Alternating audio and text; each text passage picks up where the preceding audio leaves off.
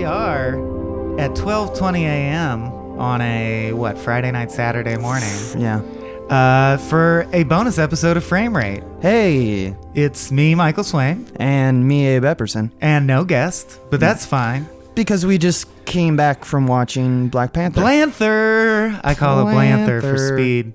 Because I think that fits with the theme of Panthers.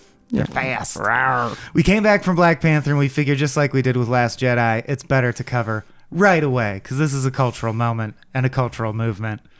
What'd you think, Abe? It just ended seconds ago. Well, I'm going to give the caveat that, and we were talking about this. Caveat. Meow. I don't like superhero movies that much anymore. Marvel does not work for me. But there are a lot of parts of this movie that did work for me. And I think if you listen to Last Jedi, it's fair to say, let's get all our caveats out of the way. It's fair to say that neither you nor I, we have a bone to pick with the broader Disney action adventure genre, right? Like including the Star Wars movies, and Marvel certainly folds into that. I agree. Jen and I were talking, before seeing it, about how basically this goes without saying, and I think everyone's excited about Black Panther for the right reasons, and no one's trying to detract from that. Like, here's the way I said it. If we're going to have lowest common denominator superhero movies as our dominant form of entertainment, then you bet your ass they should be representational, right? Everyone should get its turn at bat. Yeah, I agree. That doesn't make me like that that's the dominant form of storytelling. Right. No, there's still plenty of shots that are just like, or you know what it is? It's the writing. It's the turn to camera and say, witty quip. That stuff I just get tired of because it's just so many of it. And this movie doesn't have a lot. No, it doesn't have a lot. We're both mainly, I think, going to have positive impressions. We didn't compare notes, but it was good. But it does, man. Because our job is to gripe and nitpick.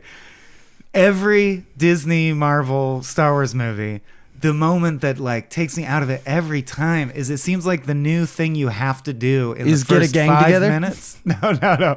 In the first 5 minutes, have the worst, most tone deaf, lamest dad joke. In Last Jedi, it was am I on hold? Oh no, you're on hold. I can't hear you. I'm cutting out. And in this, did he freeze? Oh, he froze. He always freezes. Yeah. And I just don't find this dead on arrival humor funny. I can't find it funny. And it's like you said, lowest common denominator. I don't need, and the thing I loved about this movie is my big gripe with the superhero movies is it actually makes me question what are humans or what is society that most adults with adult level brains are not embarrassed that the stories they ingest most frequently are a 9-year-old could equally ingest it. There's nothing challenging there. No. I actually thought this did rise above that. Especially in Act 3. Right, because the gist of, and it's very well chosen, I think, and it's very Coogler, it's great, is the central thrust, of all the possible Black Panther plots they could have picked. They decided to pick the very timeliest one, which is this is Wakanda, Africa. It's rooted in African traditions. It's totally non-interventionist. The whole point of Wakanda is they have no foreign policy. They just hide from the world. Yeah, they're xenophobic, yeah. And it's the question of, do they have kinship with Black Americans? And do they have kinship with the oppression of Black people around the world? What can they do about that? They have all this crazy technology thanks to Vibranium, which I'd also love a Marvel nerd to weigh in. I can Google this, but I just want to know. What's the relationship of adamantium to vibranium? Because they're both in the Marvel universe, and they're both described as the hardest metal in the universe. They can't both be that. Well, no, it's because they're both an offshoot of unobtainium. Right. From the core or from Avatar? Several movies, but yeah, the core has unobtainium. It does, yeah. But I did think the thing that really hit me the most is literally that it didn't boil itself down to an evil guy is going to destroy the whole universe with a crystal. So maybe, just maybe, we can punch him hard enough in the face that will save the world. We both eated the crystals. This movie certainly had that. Yeah. And that's why we are going to say it doesn't break the formula of Marvel movies. No, it does by not. any stretch. But dude, there were scenes with political ideas being brought up, like when people around the world are suffering and you have the power to intercede, is it politically moral to intercede or to not intercede? That's a challenging question with gray areas in it. The villain, much like this is what I liked about Spider-Man: Homecoming too. I was just gonna mention. Yeah, you go. understood. I'm talking too much. Yeah. No, it's just the similarity between the villains. So Michael Keaton in that movie and Michael B. Jordan in this movie is that there is legitimate like value in the basic premise of why those villains are being villainous. They just take it too far and need to be stopped. But like the end of the movie, in this particular case, like he basically listens to his foe. Like he basically is like, we're going to open up Wakanda to the world and like share the wealth of information. And the reason that we're xenophobic before is a 1,000-year tradition that they mentioned several times. Maybe times do need to change. But times do need to change. And that is the reason why Michael B. Jordan's character wants to become king. Is he's like a kid from Oakland, and he's just like, you killed my dad, and you guys are the wrong ones. Yeah. You guys, maybe the society that created this Black Panther, this... you are the flaw. I'm not the flaw. I'm a part of the world. I'm the claw. And I thought that was a welcome respite for a lot of these types of superhero movies where even though I like enjoyed because of the charm of like Guardians of the Galaxy, the character of Ronan played by Lee Pace, who's the villain in that movie, is as boilerplate villain as you can get. Oh my God. I'm really good at remembering movies, and I really liked Guardians of the Galaxy, and I can't remember who the villain was. Exactly, because he's a nonsense villain. He's like a henchman. Can you refresh me? He's got that deep voice, and damn, I don't even. That's crazy. Because that's a movie I liked, but I think that showcases how the villain was not anything, because they didn't represent an ideology. And I think that's what we're getting at is not just, yes, you can make a villain where like you sympathize for them because they're evil because they endured a lot of pain or whatever. But these are Michael Keaton and Michael B. Jordan in this are more than that. They have good points. Yeah. Their point about, like when Heath Ledger's Joker says, Batman, you suck, and here's my ideology, you're like, this guy's fucking nuts. Yeah. But when Michael B. Jordan says to Black Panther what he thinks and why this is all fucked up, you're like, you should probably listen to Michael B. Jordan a little bit. They're not just men who want to see the world burn. Right. And it's almost it's the classic violence versus pacifism. Let's say you want to get something done, right? Is it violence or pacifism? Yeah. It's an MLK, Malcolm X parable in some ways, in the sense that Michael B. Jordan is saying, we have vibranium, let's use it to fuck everyone who has fucked us and control the world. Yeah. And Chadwick Boseman says ultimately, no, because I'm a superhero, but the thrust of your idea was good and we're going to listen to you. And I think that's echoed very cleverly in the resonant line where Michael B. Jordan says, I learned from my enemies. And when he says it, you think of it in a bad light because he means like white people have massacred us. I'm going to massacre them back. And not getting too deep into the conversation about whether you think that's justified or not. In Marvel Universe, a superhero would not find that an acceptable course of action. Right. So obviously Black Panther's against that, and that's why Michael B. Jordan must be stopped. But Michael B. stopped. What?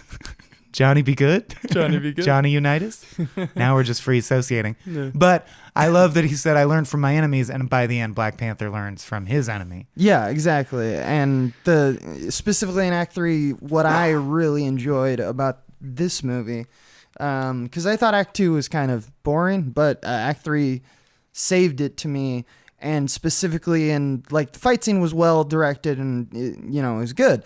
But the fact that you had a superhero who kind of gives the killing blow to the villain, and it's like, okay, and then in every other Marvel movie now that's over. That he's dead now, or whatever. Right. But in this movie, he was just like, they had a conversation at the end where it was just like that, this is what my dad taught me, and he told me that Wakanda is like the most beautiful sunset and stuff, which is like a planned payoff at the beginning of the film.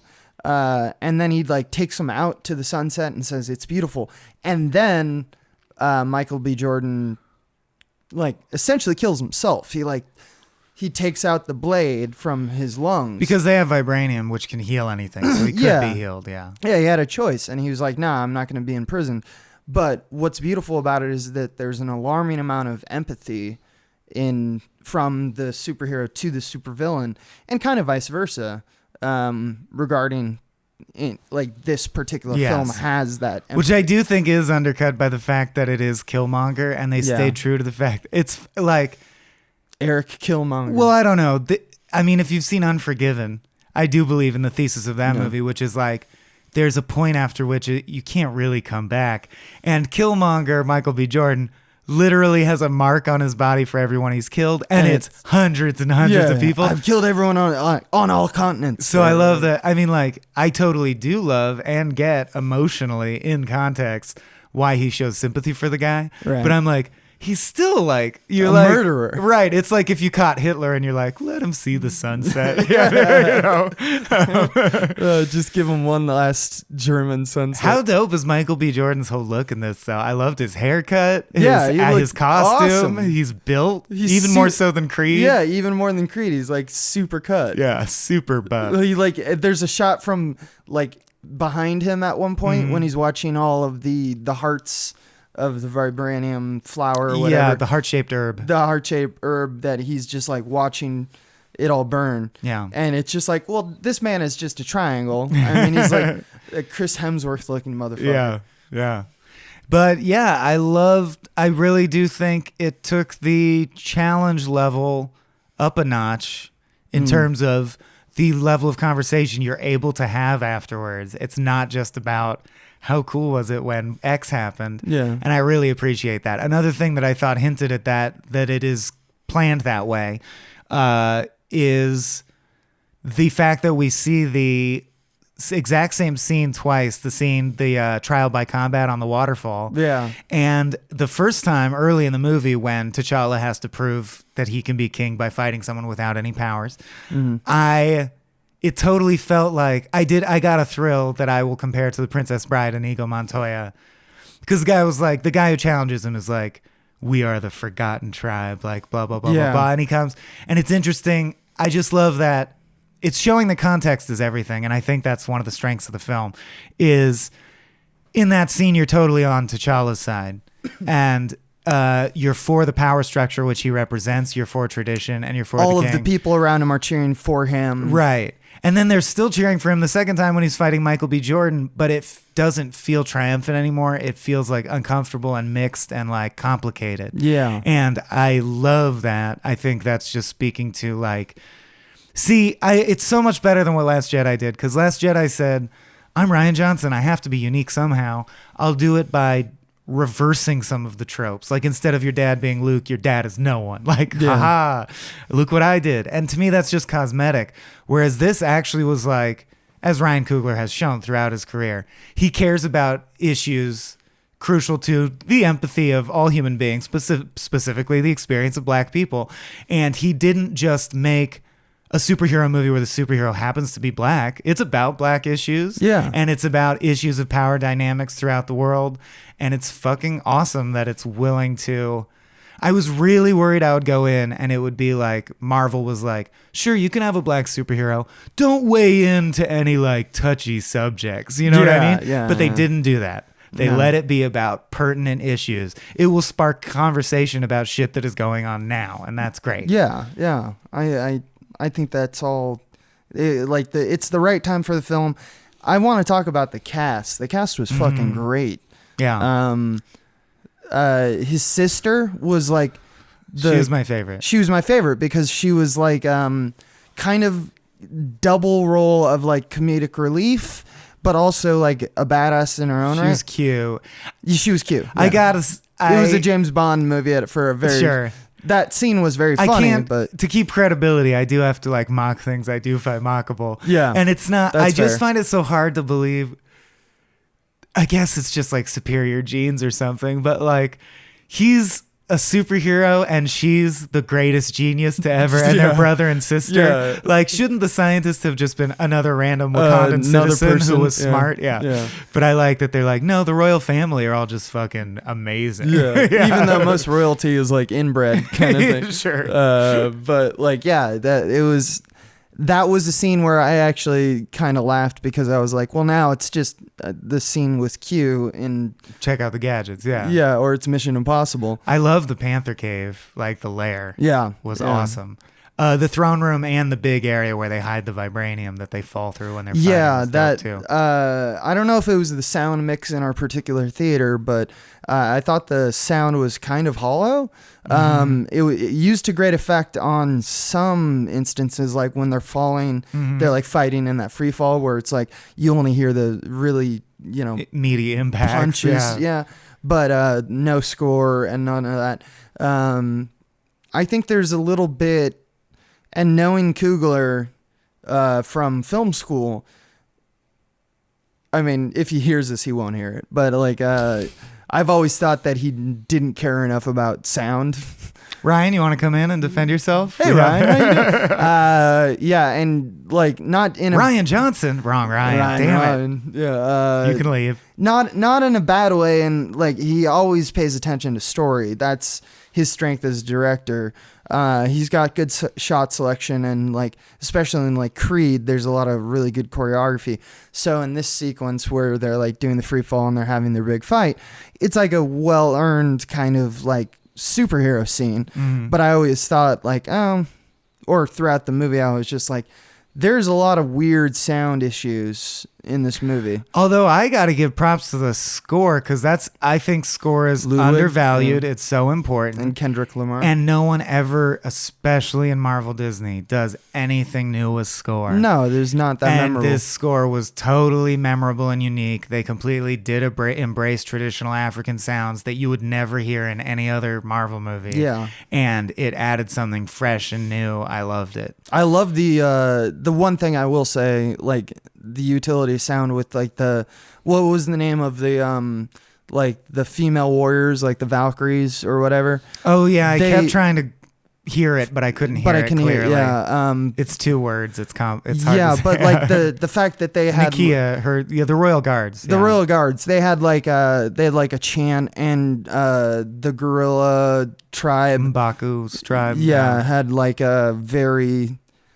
nuanced kind of sound that they made that was like a lot of just sounds from people's voices. And it was musical, but it wasn't even like there was no score. That was the score. Yeah. And the art design similarly. Like it's not just good in the way that everyone who has a $200 million budget has really good art design now. It was new art design. Like, I'm just so sick of seeing TIE fighters. Like, I'm just glad that it was like new things I hadn't seen. TIE fighters or Jarvis. New fabric swatches, new colors, new armor. Like, it was just cool that it was all new and different. There was some cool stuff there. I don't really care about that kind of thing. Really? Because I feel like if you like comic book movies, the art has to be central, right? Like how cool the suit looks. Well, that's true. And I agree. The art was beautiful. It's a dumb thing to worry about if you're watching most movies. But if you're watching a superhero movie, how cool the suit looks actually is a component of that's true. It's important to that type of movie. What I love is in that Q scene that they were talking about where he chooses the necklace that is like a little more subtle than the other one, which he then eventually fights and is like, I want something that's like, I won't be noticed. And I'm like, dude, you're in a Panther suit that glows purple. You think that, you think that's really subtle? Well, I'm already taken out of that movie right there. But yeah, I like that the suit that he has to choose between, like with the gold necklace versus the silver necklace. That's the one that Michael Jordan ultimately goes with, right? Yeah, which is the non-subtle one, which is a nice little hint. That it's like, it's more American almost. Americans are a little gaudier, a little flashier. Yeah, or just that he doesn't care what people think about it. He's here for a very specific purpose. Not to be subtle, yeah. Yeah, not to be subtle is part of it. I love that vibranium does anything. It's a metal that has apparently sonic properties. It produces sound waves that can do things. It produces electricity that can power you.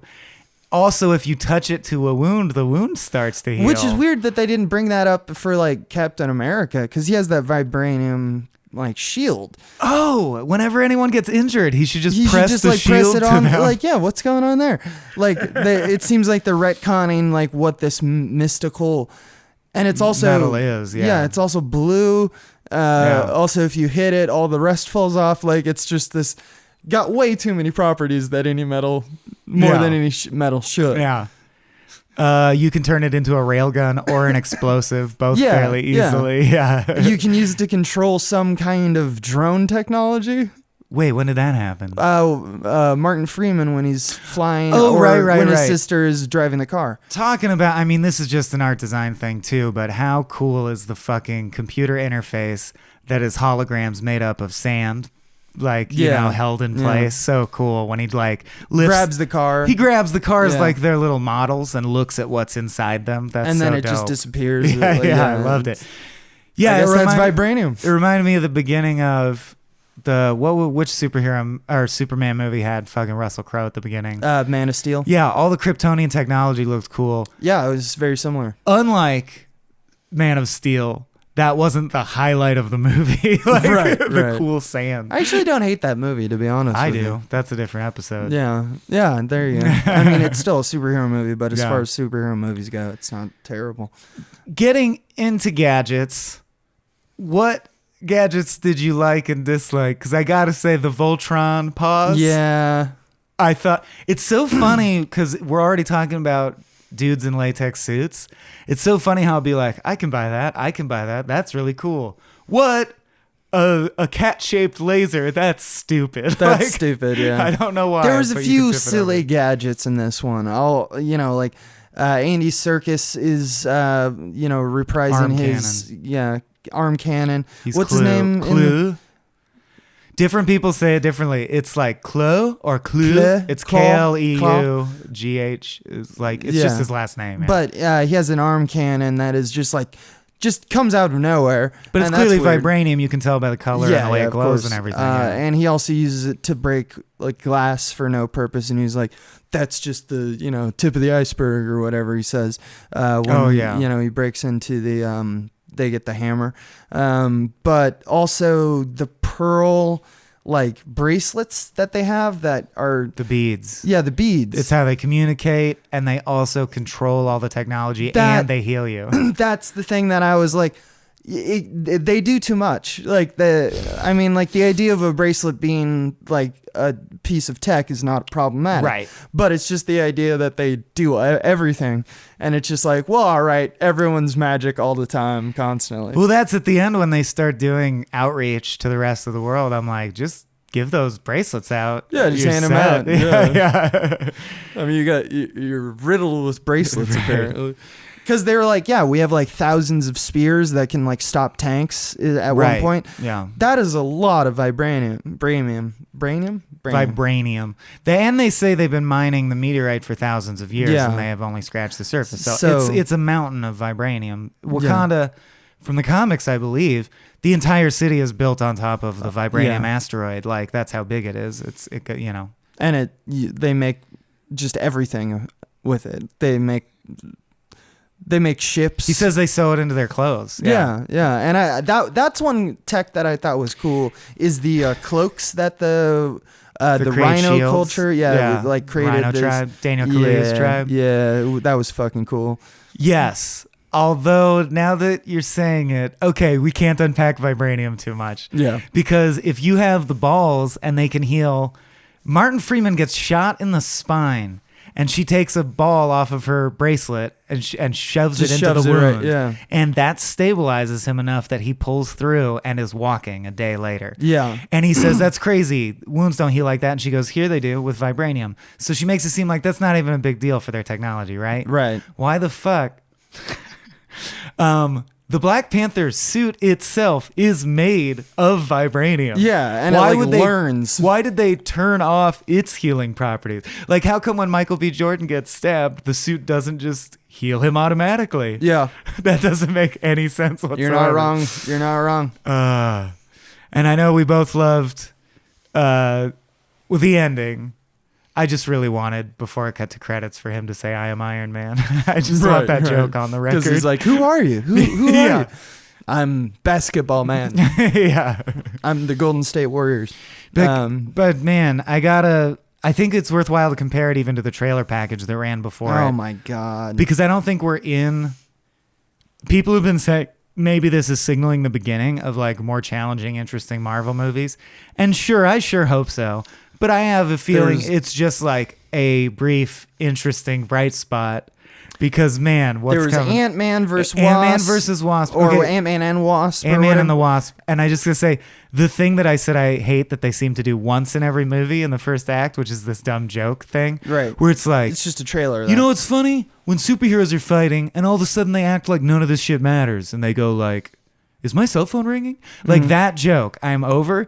Ant-Man and the Wasp looks like... Only those linked together. That's what I mean. It infects literally all their properties. Like Doctor Strange was just that. He was just like, I'm good. Even in their like moments where he's like, I can't use my hands anymore. It's like, I'm gonna make a joke. I'm the best surgeon. I wouldn't have done. Like I would have saved me. You gotta hand it to me. And it's just like, oh man, you guys really love this sardonic superhero that. Can't take anything seriously. Frankly, yeah. I love it when Robert Downey Jr. does it, but like I don't need more than that. I don't need a Star-Lord and an Iron Man and a Doctor Strange. I agree. Yeah. And now they're kind of doing it with Thor, like cuz he's starting to like kind of get wise to, what humanity and the earth is all again, I've about. heard people have told me that cuz I didn't see Ragnarok yet. I do intend to. But I was just with Griffin today and he was telling me he thinks that's just Taika Waititi's influence. Like, they let Taika ruin Thor for fun. Yeah. And they'll probably That's just true. snap back to Thor being serious for, Infinity War and shit. I But, mean, they let Taika make a straight comedy. Yeah, that's true. But it's pretty compartmentalized in that movie with, like, one character, which is the character that he voices, which is, like, a rock monster guy who's just, like, a nice guy, And like, you're like, all the comedy comes from him. Yeah, he's fucking hilarious. With Taika voices him? Yeah. Okay, I'll watch it. It sounds great. Yeah, it's very what we do in the shadows kind of tone. It takes a lot of work to get my butt to a Marvel movie these days. It's Like, tough. you really have to convince me. Yeah. Yeah, but this movie didn't. There was a few of those quips, but it wasn't. It was light on him, and that's what I appreciated. Yeah. It dealt seriously with issues of tradition versus change, like freedom versus bondage, like loyalty to family versus loyalty to country versus like, and it's all great themes. What it is to be a king. Yeah, that one's good. Yeah. Yeah, because there's, like, I mean, it's very much like in the battle between Michael B. Jordan and Chadwick Boseman. Like, I was like, this has got like a very like Lion King vibe, because like it felt like they both have a good, like Scar and Mufasa both deserve to be king, but one is just a very dark version of it and would fuck up everything. And they're literally purple and gold, the colors of royalty. Yeah, exactly. Like, it's clearly about monarchical tradition, which I think is such an interesting topic. And that's from the comic, because Black Panther is, off the top of my head, the only Marvel hero who's also king of his country. That adds all the interesting dimensions to Black Panther's stories. Because, like, whereas Batman is always like, am I going to let my dark side take over and kill this guy, or do I restrain it? All on that theme, right? Black Panther themes are usually political quagmires, right? And what is the right thing to do as king? So I love that it's like Wakanda is a fake social experiment where you're like, let's say you have this hypothetical country and you care about the people. What would you do in this situation if you were king? What would you do in this situation if you were king? I'm actually looking forward to the next, like they'll probably do 3 of these that are just his story. And I'm looking forward to, like the Empire Strikes Back of this trilogy, where he is doing all the right things as a king, but just the world is changing too fast that he can't control anything, and he feels powerless. Like that idea, kind of like what they do in Game of Thrones with Daenerys Stormborn or whatever, because she's a very good conqueror, not a good leader. And I want to see what Black Panther, who is a fighter and a warrior, and at one point they actually point that out. We don't need a warrior. We don't need a politician. Yeah, exactly. And it, like, I want him not to be good at that. Well, and by the end, by the post-credits scene, he's speaking at the United Nations wearing a suit. So it's like, of course he's going to have to fight someone with punches in the Black Panther suit. Yeah. But I do wonder if they'll have even more political thriller material. Right. Like, he has to make weighty political decisions. And it's funny because, like, 9-year-olds out there are probably like, that's the most boring thing you could put in a Marvel movie. And me as an adult, I'm like, that's the only way you could keep my interest. Yeah, exactly. Put some adult shit in here. Well, I think what it does is, as we were talking about at the top of the podcast, like, these Marvel movies live and die by their villains. And like a politically motivated villain is often like, that's conducive to like a good villain, because they're gonna have a point. They're gonna be like, no, you're not wrong. You're just a warrior, and we need to make sure that injustice is unrooted. Like, kind of, that's why Michael B. Jordan works. Like, when it comes to international politics, that's one of the unresolvable points. So it's always interesting for me to think about. Yeah. Like, that is like, I mean, America's Wakanda, right? If anyone's going to be the country who like could intervene, it's America. Right. And when you have this shit maps very directly to like when there's genocides, and we have the argument about like, is it okay for us to go police the world and enforce our thing just because we have all the guns? Yeah. Or is it not okay? Should we just stay home and let everyone get genocided because that's their issue? Yeah. I never thought a Marvel movie would tackle that. And it's not tackling it directly because it's all a parable. Yeah. But it's very clearly like around the writers' table, they were talking about the modern state of black people in America, and they were talking about global politics and shit. Right. And then they tweaked it all to fit into the Marvel formula. Yeah. Very well done. Very clever. Yeah, it doesn't... Yeah, I mean, it shines light on these bigger questions. It's, of course, still a Marvel movie, so it doesn't answer it with gusto, but it's still... But I would say points it out. Each of the villains, even the lesser villains, represented a different discrete political ideology, which is certainly not something you can say for any other Marvel movie. No. Where it's like Andy Serkis also represented, I think, like it had to be, again, everything's a parable because it's a Marvel movie. Right. So he called them savages twice. Mm-hmm. And the way it's shot, the way it's handled, I feel like you know what word he's referencing. Like, this guy is the actual white supremacist racist. And of course that makes him a villain and he gets dispatched. But I'm just saying he represents... I feel strongly that they sat down and they tried to craft characters that actually represent political ideologies they think like are pertinent to the real world today when you step out of the theater. Right. He's actually, I think he's playing more of the role because he's like one of the only white guys in the movie. Martin Freeman's also in it. I love that there's a token white guy. Yeah, it's payback for two. all the token black dudes.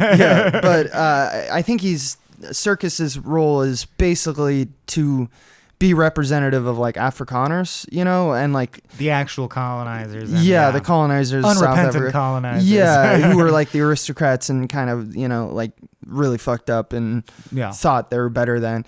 And I think that's what his role is, which is kind of interesting when you think about he is a thief and a liar and taking all of the wealth of Wakanda and using it just for his own personal.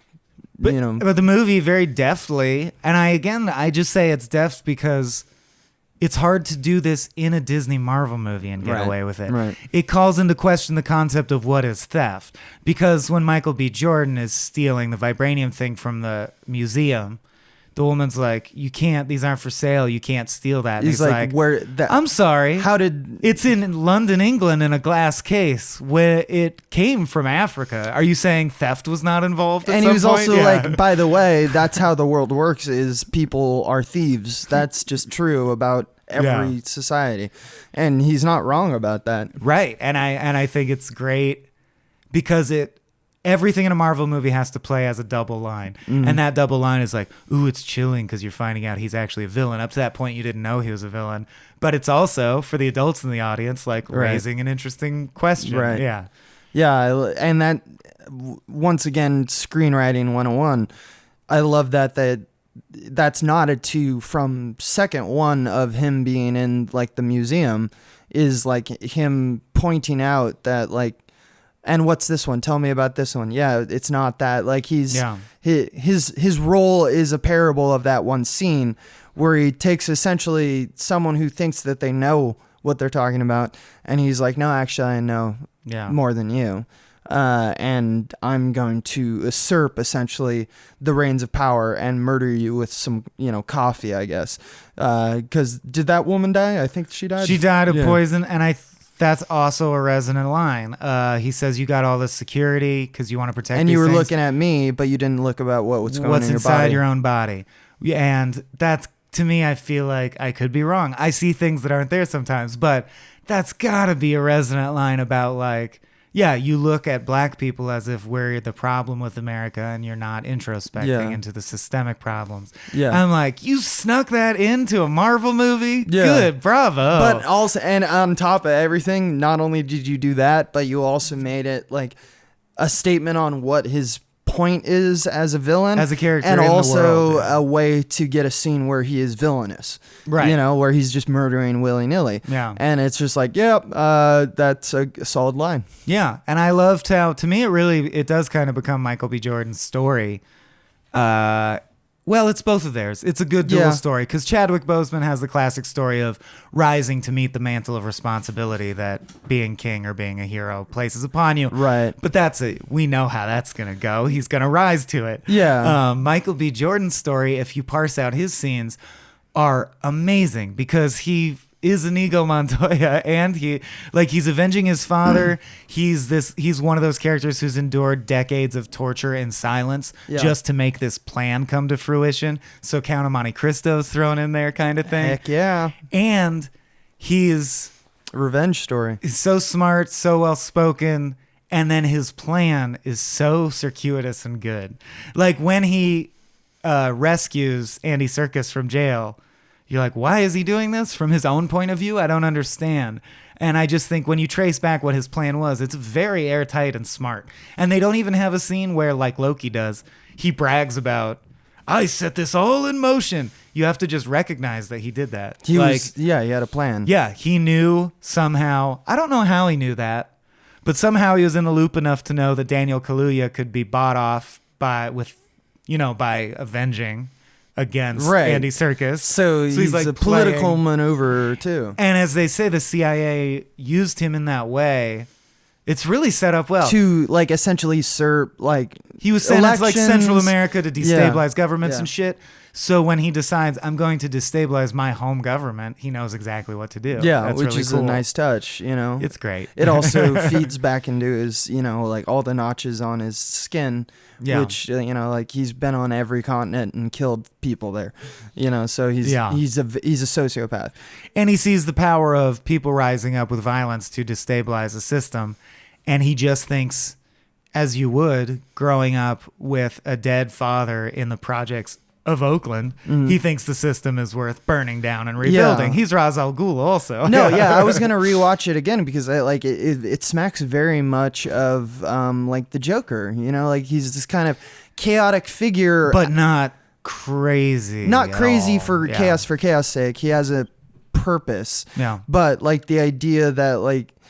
The idea behind destabilization and it's becoming a narrative in that it's intrinsic to creation, right? Yeah, and it's becoming like a major narrative. And I know they're not going that way for Infinity War. They're just doing like, well, here's Josh Brolin, and he just wants control over. He just everything. has crystals that will destroy you, so you have to destroy him back. There's a lot of Doctor Strange's villain. Not the god, but the zealot. What's his name? I the guy forget. who plays Hannibal. Yeah. Like he seems to have a purpose because he's a zealot, but he also is just kind of like, I just kind of want to get into the get into whatever is the standard and just fuck with the shit, Right. Because that's like the guerrilla type of warfare that is effective. And those people exist. There's people who are fucking wackadoo, and you can never fathom why they're doing the things they're doing. There's people whose brains are broken and they just act erratically. I just find it less interesting. There's less to dig into. Although, dude, if you ever want to cover Doctor Strange, I have the most in-depth theory about Doctor Strange that I never got to cover on Cracked. Oh, really? I'd be excited to talk about. Maybe we should do like a Marvel month or something. Yeah, Doctor Strange, just for a preview, I would call peak systemic delusion. Like, it is the ultimate movie of the oppressor. And people would be like, what? That one of all the movies to pick? But if I break it down, it's pretty amazing. Like Disney is the peak oppressor, or that Doctor Strange is a figure? Doctor Strange is literally... It's got to be a different episode. Okay. Yeah. Because I'm interested in that. Because I think that's... We'll cover it. We'll cover it. That's an interesting We'll theory. watch it again and cover it. Yeah. I thought, something that also took me out of it, or not in a bad way, but just like I was like, oh, this is crazy, is like Chadwick Boseman's Wakandan accent. Yeah. Like there was a lot of people doing that accent, and then him being in scene with Martin Freeman, who always plays British. His American accent is really good. Right, yes. Like I know. It didn't sound forced. No, yeah. It doesn't. And I was impressed by, like, at a certain point, these two actors, like, broke character and talked to each other and was like, this is really weird that we're both putting on an accent that's so heavy right now, right? And is Chadwick Boseman British? I don't know. I don't know his history. Okay. But the Wakandan accent is, like, pretty thick. Right. But it's just, it's funny that they'd yell cut and they'd both immediately start talking in radically different voices. Yeah, exactly. Unless they're method. Yeah. No, they're not. Yeah, the cast can't be hyped enough. Unstoppable. Forrest Whitaker, Daniel Kaluuya, Angela Bassett. Angela Bassett The kills cast it. just never stops hitting. Yeah, they're all, oh my God. Not only just impressive performances, but like utilized in a very strong way. Like, I gotta hand it to Coog. Like, he really cast well. What did you think about, because all the things I liked about it actually drew focus towards story and away from, it was basic, but I liked how the shot of the throne was upside down when the Michael canted Jordan angle where it twists. Right, as Michael Jordan is taking the throne. Yeah, it's our only shot that's completely upside down. Yeah, it's upside down, and then it like it's reverts. basic, but it's like the world is upside down. Yeah, well, I mean, I think what it's trying to say is that they're like a duality. Yes, there's a dichotomy between it's all the about way duality. they rule. And he's upside down. He does not come from the high. So if royalty and is divine from the ancestors, from the ancestors, Chadwick Boseman is the one from high up, and Michael B. Jordan is very much the Lucifer figure, who's like coming from below, like still divine, but from below. Yeah, still divine, but like wronged by fallen the god who is Chadwick Boseman's father, because he's. Obviously, he killed his little brother, so there's like this kind of, what's the name for killing one's regicide? Brother? Regicide? Oh, well, fratricide. Fratricide, yeah. So it all starts with that sin of killing your own family in order for like a greater purpose. Which is super interesting because it is comparable to Lion King in some ways, because Lion King is loosely based on Hamlet. Yeah. And it's actually reverse Hamlet. It's a good Hamlet twist. It's like, because Hamlet, if you have not been forced to ingest Hamlet, one of the main thrusts is Hamlet's dad was killed and he finds out his uncle killed him, right? So that guy's the villain. He was always the villain. He killed your dad. Mm-hmm. So that would be in this movie if Michael B. Jordan had killed T'Challa's dad. But no, it's like, what if you were the hero, you're Hamlet, you're the good guy, the story's about you, and you find out the reverse happened. No. Your dad killed his brother. Your dad is the dick. And that's a great twist, especially when you're trying to believe that you're like part of this perfect lineage of kings that is right. Like, and then they play on that well. He sees his father in the afterlife and is like very disappointed in him. Which is good. I like that. Yeah, scene a lot. and it literally takes place inside a mountain where their wealth comes from and all their power comes from.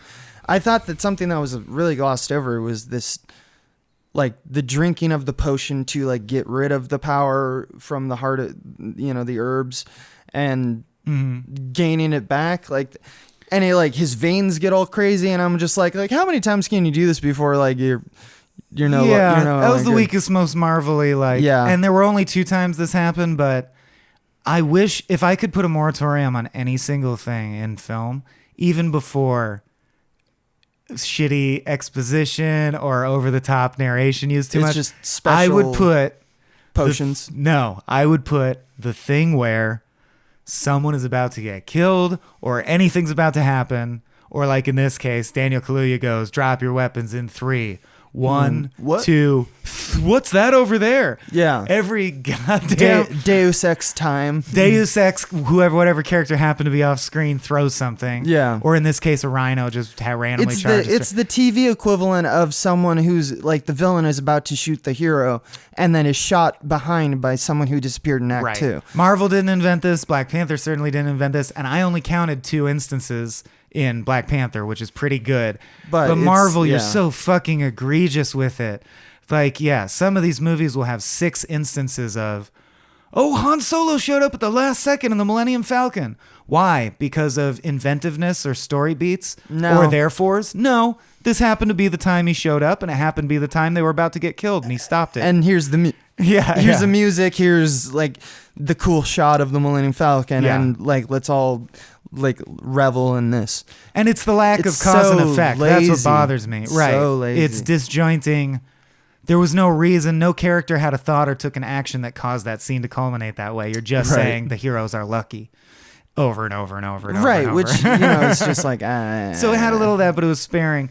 But I did want to say, I thought it had less action and less epic action than I thought. It seemed like it wasn't trying to be as epic as Avengers or something like that. I think that's Coogler's touch.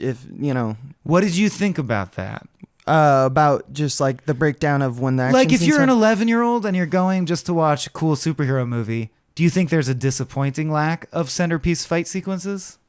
No, well, I mean, I don't know. That's a hard question we're not to 11, answer. so it's hard to say. That's the thing is like I don't care about 11-year-olds. I mean, it may affect the Marvel universe if they start doing that, but I don't think they are. Mm-hmm. I think they're gonna treat that's just going to be a tonal thing for Black Panther movies. I don't think it's something that Marvel will adopt, so I don't think it will really affect anything. Right. It will get negative press for that purpose on 4chan. I'm just saying, I could see people saying like, yeah, but Guardians had more pew pew pews than Black Panther. You're like, yeah, Black Panther's doing a different thing.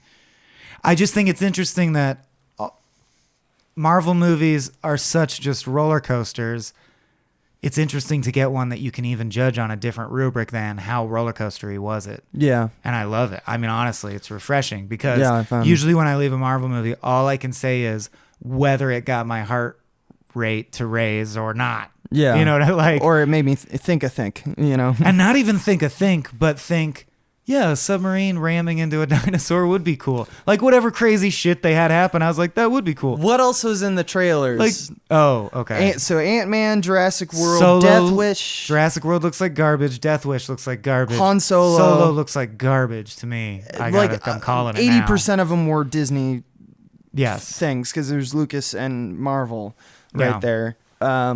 But and Disney owns Touchstone, I think, or Miramax, one or the other. Yeah, I mean, but it's like they own this network. Everything was it just like I hate trailers now because it makes me think like, what is this movie gonna be? Because every time I watch them now, especially like these big blockbusters, they all just feel like garbage. And because also when the ones are good, I now too burned so many times that I'm like, this is a lie. You're lying to me. Yeah. The trailer, I bet whoever edited the trailer is a better editor than the film editor. The movie won't be this good. No, it's just and I'm usually right. Writing. Yeah. Like trailers have gotten so good sometimes that it just obscures the shit movie. Right. And I hate it because I've lost all, like the Thor Ragnarok trailer looked really cool, but I didn't see it because I'm like, I bet it was just a good trailer. You know what I mean? Like when you feel like you suspect you're being tricked. Yeah. Oh, it's got like an 80s vibe. Well, I got that from the trailer. Didn't need to see that movie. You're like, I wonder if they just were trying to hook me with that and that's all it has going on. Yeah. Oh, Hulk's in it. There's that. Yeah. Like it devalues it. No, I mean, that's the line that they have to play is like, how many set pieces do we actually show? Because I know that the teaser for Han Solo didn't even, it showed Donald Glover. It didn't even show who Han Solo was. It was like a shot on his back. This trailer did not do that. It gave you more information. But like I remember when I watched the teaser a few weeks ago or whatever, I was like, how does that make me want to watch this movie in any way, shape, or form? Like, you might as well just played the music, hold on black, show the word Solo. Show a card that says it's Star Wars with Han Solo. If you like that, you'll come to it. Yeah, because it like didn't do anything. You didn't add anything else. Yeah, and what's crazy to me is that like there's this culture of like, bravo, this is an amazing teaser, and I'm like, but what element really got you? Yeah, you like the music that I compulsively like. That fact Star that Wars music. Donald Glover is Lando. Like that's yep, excellent casting. Cool choice. casting. The but casting director did their job. I got that from a Google search. I didn't need to see that. Yeah. You know, the one that did get me is the Lion King graph that went around with all the Lion King. All the Lion King new cast. Yeah. That was exciting. Yeah. Speaking of, I do want to say on Black Panther front, another thing that was super hyped was that Kendrick Lamar was doing the soundtrack. Did not feel the footprint there. I didn't feel his footprint at all, and I was avoiding listening to the soundtrack because I wanted to hear it in context first. Kendrick's my favorite. I'm definitely going to listen to the Kendrick Black Panther tracks now immediately or tomorrow. I got to sleep after this, but but I would say a minor disappointment for me was that there was no action sequence like fully choreographed with a Kendrick Lamar track blaring. Yeah. You heard Kendrick's voice fade in and out real quick for like half a verse during one montage. That was about it. The other thing, another artifact that actually Jen brought up because she's Lord of the Rings master, right? And I had to laugh at is that there's a scene between Bilbo and Smeagol in this movie, right? So Andy Serkis, who played Gollum, is across from the guy who played Bilbo, and he literally says, "Look, what do you want from me?" And Jen leaned over and was like, "The One Ring. He wants the ring." Yeah, the precious, the precious vibranium. Yeah, because it's funny that literally a ring. One of the MacGuffins in the movie is a ring that's very important. Yeah, and it's just like, well, all right. So is this my now favorite Lord of the Rings movie? And I just Abe and Jen both made fun of me for not knowing this already, but I'm going to say it in case other people out there are dumb like me. I've always known the name Andy Serkis and respected him tremendously for his mocap work and known that he plays Gollum and King Kong and he plays Homer and a bunch of apes seeing him as himself as a human body on film, I'm even more impressed because I can't believe that he can move flexibly. He looks built. He looks like a stocky built guy. Like we're saying, he used to be a little more lithe. I thought he'd look like a long, freaky yoga guru. You were expecting Doug Jones, and you got the swole, like, superhero guy, which I think he did that for Avengers too. But you're right. Doug Jones, Age of Ultron, I think, was the first one that he was introduced in, and he's big in that film too. Doug Jones, the other main name in mocapping, who mocaps weird creatures, does look like a weirdly shaped guy. And he can like bend his arms weirdly. And when you see him, he's so flexible that you're like, I can see that you play monsters. Yeah. Andy Serkis, when you see him in this, I'm just like, really? That's Gollum? He was on all fours going over rocks and shit. Yeah. Good for him. The precious. And he did the voice like Andy. He actually coughs like Gollum does at one point in this movie. Do you think it was a wink? I think it was. It's so close because he just has to cough. Remember when he was like, "I can see you through the glass," and he was like, and I didn't catch it, but I believe you. Yeah, and then he like winks literally at camera, like it's. Yeah. Not quite literally. Well, Emperor Snoke also. Yeah, he's Snoke. I was trying to think of a joke where Snoke acts like Gollum, but he basically is Gollum, so I can't even. I'm like, Snoke is just like if Gollum lived that long and became the Emperor of space. Give me the Jedi. Yeah. I need the Jedi. He's the Jedi. Yeah. Incidentally, I finally figured out something from the expanded Star Wars universe that does... It doesn't really fix it because it's a cop-out, and they say it's just a rule of the universe. But it does make something clear to me that I've always not understood, which is why is there a Darth Vader and an Emperor when the Emperor can kill Darth Vader? Why isn't the Emperor out there doing his own shit? Well, he's just an enforcer, Why right? does Snoke have a... But anyway, apparently... The way the light side works is you can train infinite Jedis, but the way the dark side works, for some reason, it's just a rule of the universe is... It can only be trained individually, so it's tradition to have an old master train a young strong master, and it's tradition for the young person to always eventually betray them. So don't care. Right, so I'm saying like it's a rule of the universe that Vader and Palpatine were always like, I know you're gonna try one day. Yeah. It's like the dad who's like, you think you're old enough to take on your old man? Yeah. You know? But I mean, that's like just as flippant and useless as being like, Yeah. don't you know that if you drive a Millennium Falcon, you have a hairy beast that's your Right, sidekick, required, who's your yeah. co-pilot. Like that's just how it works in this universe. It's like, all right, now you're just making You're just shit saying up. it's magic. I know it's all made It's just up. the rules of our thing. Yeah, and it's true. Yeah, but man, fuck these. I'm always trailers. grasping for a way to like Star Wars, and so far I haven't. Yeah, because I'm a nerd I'm trying, and I'm man. supposed to like it. I just didn't like Last Jedi, and Solo looks bad. And I didn't care for Rogue One or whatever that much. It was better than the others. And Force Awakens I liked a little better. It's like, so they've been increasingly getting worse to me. And I don't even think they started like I consider High the up, originals solid adventure movies. Yeah, they were very good. Not fun. more than that. Yeah. Yeah. Like the only thing that even got to the space of remotely interesting was Empire. Of course. Yeah. Because it's Because like it had the balls deal- to have a downer ending. Yeah, and it had a villain that actually like did something. It wasn't Right. just like, I'm evil, and it's like, well, we're good, so we're Yeah. gonna come and get you. And he's like, come at me, bro. Like that's every single action movie. You've just spoiled 90% of next year's slate. yeah, of exactly. films. Yeah. And so the idea of like, I'm evil, I'm coming at you, bro. Yeah, here's the thing, I'm better at being evil than you are at being good. So here we go, and you lose. And it's like, oh, good flip. Yeah. You know? Well, that's why I'm so glad Black Panther is dominating box office. Yeah. Not just for representation reasons, although that's very crucially important and amazing, and it's very exciting to see. I was so Jen glad was it's a talking good about, movie. right, our friends, little black kids, like being like, I want to be Black Panther now. And how exciting that scene at is. the Yeah. very end was hilarious too. That probably got the most laughs in the theater we were at. Oh, when, where like, they the were just Swedish like, "What the hell is delegate- that? Is this a spaceship? What is this shit?" You know, like Oh, not post credits. no, right. just on the basketball court when they come back to Oakland, and we break it apart and we sell it. That's yeah, what we do. it's beautiful, and it's like so perfectly like the old meets the new, like in Right. terms of like the comic books and like getting updated for right now is to show a badass superhero that actually has like. That's one thing that I wish, like, that's why I liked Iron Man 3, actually, because That's my favorite one. I mean, Yeah. Shane Black. yeah, there you go. Because there's a kid in it who's like, I admire what you do, and I want to, like, I just like that interaction. Like, the idea of a superhero having to interact with a kid is not a normal thing. No, because Shane Black's a genius because he said, you've already done 2.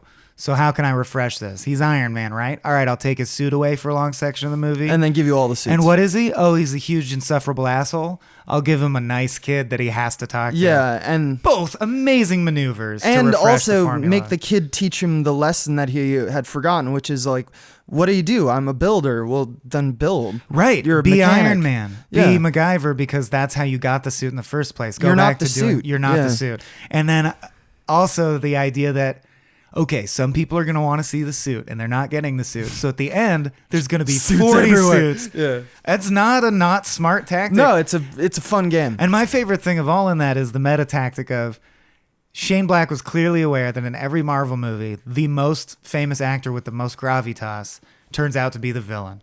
You're like, oh, Yep. Jeffrey Rush is in this and he's acting nice. By the end, he'll be the villain. So they showed the Mandarin, who in the comics is one of Iron Man's You mean main villains. not Jeffrey Rush? You mean I always mix him up. Ben? What the fuck's his name? What? Right, the actor's name in real life. Oh my god, I can't believe I'm not remembering. I his always name. mix up Jeffrey Rush and guy from Crazy Heart. He's the Big Lebowski. Sexy Beast. No. Well, now you're talking about who's the Mandarin. House of wait, Sand are- and Fog. We're confusing each Yeah, other. wait, who are we talking about? The guy who's the actor, or is he? Well, in Iron Man 1, the villain is... Because I want you to re-say Who it. plays the Big Lebowski? You know. Why can't we Oh. think of his name? Big Lebowski is Who is the small Lebowski? The main character in Big Lebowski. yeah, the dude. The dude. One of my favorite actors, Jeff Bridges. Jeff Bridges. I always confuse his name with Jeffrey Rush's, but I know that they're different people. But he's not in Iron Man 3, is he? He's in Iron Man 1, and he turns out to be the villain, Yes. and it's predictable because he's the most famous name, and like he's acting nice at the beginning, but he's bald. Yeah. You can just tell. My point is, in 3, Mandarin, who is, and his name's Ben Kingsley, who is a villain in the comic, a real villain, who's one of Iron Man's main villains. They introduce him in the trailer, and it's Ben Kingsley, and you're like, okay, it's fine. I know the formula. Nope, it's Guy Pearce. And they're like, fuck no. Ben Kingsley is no one and nothing. And I know that's kind of the same thing as Ryan Johnson saying you have no parents, which I just shit Reverse on. the trope. But I did think it's much more woven into the story beats, and it's much better payoff. It's just once. When you find out Ben Kingsley is nobody, that's so funny. There's a big difference from when your bread and butter is doing that to every trope versus and it gets tired versus one well choreographed pulled off move. Fucking the formula. Fucking the formula, which is the difference between those two Shane Black's movies. smart as hell, yeah. Yeah, he's just yeah. All right. Well, so support Black Panther. It is good. All the hype in the world can't make me like Marvel movies better than like movies I like more. Right. But if you want to see Marvel movies go in a more interesting direction, I'd certainly see Black Panther. I give it a thumbs up. I give it 9 claws. 9 claws. Panthers. All right. Thanks for joining us, guys. Thank you. Go to bed. This has been a Small Beans endeavor. We're a bunch of pals who make podcasts, sketches, music, web series, and movies. The beans always have new ideas percolating, so make sure to check us out at patreon.com/smallbeans.